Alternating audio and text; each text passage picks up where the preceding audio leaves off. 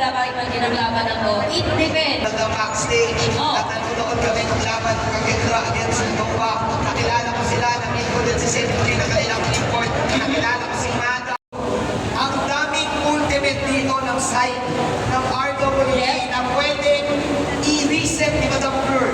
Meron ka yung board ni Tunski, may grabo ni Lo, meron ding ni Panty 17. Enough pa to para makuha yung game number 1. Grabe yan. Hanggang sa dulo ng walang hanggan. Pero kasi, nung yung katapat niya, at nag-ready mag-cleanse na mga kalsita ng damage pag-long. Pag sabi niya, oy, teka lang, masakit na to. Lilipad lang yan. Madaling makaka-out. Oo. Ilog, every time na babanat ang Direnji, nakausap ko rin yung RWE, sinabi nga nila mismo na mas Direnji ngayon ang lamang in terms of the main team talaga. But we shall see kasi malamang kabisado yan ang side ng RWE. May rotation ng konti here in the top lane. Kakalma muna ang Pilipinas, hindi mo nababanat ang mga Pinoy, Yasu. Yes. Kailangan muna tayong mag-farm, lalo na may making side ng RWE dito. Wala kang makikita na early making, sobrang aggressive ko. Farm mo na yan, again, one item, and kapag na 19 right, saka sila mag-go dito. For RWE, kailangan din talaga. Hindi niya maginamit. Yung kanyang ultimate master, nilireset siya. Nilireset niya 17, okay? 17, nasa harap ngayon. Pero magpa-farm lang muna. This time si Danny, wala pa rin mamamatay, Yasu. Wala pa din, pero kailangan pa rin nilang mag-ingat kasi nakapaligid pa rin mga Nero. Kahit ang PTR as of now. Pero nagkakaroon. Isang Thailand, Thai Arise. Sino mamamatay dito? Grabe naman yun. Sige, kunin yung Thailand, kinukuha naman yung farm at grabe, pero nag-fuel pa rin naman. Okay. Nag-fuel pa rin naman. Akala ko pa naman, Yasu, binabahan ako doon sa paglakunang mo. Hindi kasi mas naman. Basta naman yung world.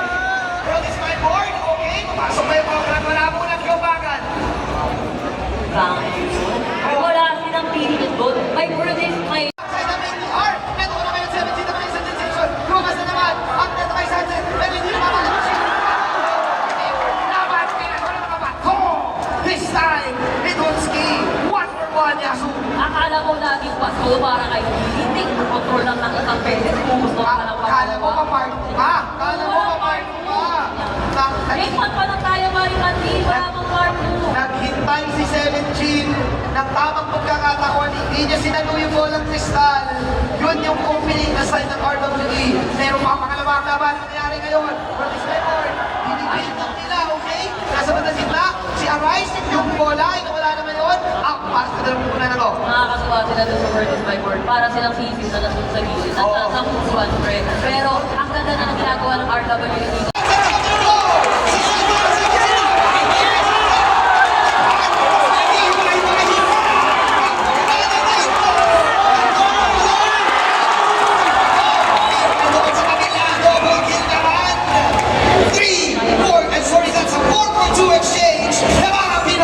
Namang talaga ang Pinoy Thomas Jean kasi out of position yung big and broad. Hindi nakapag-control itong si Neil. And huli na nung lumikot itong si Kuya Sam dito. And that will open up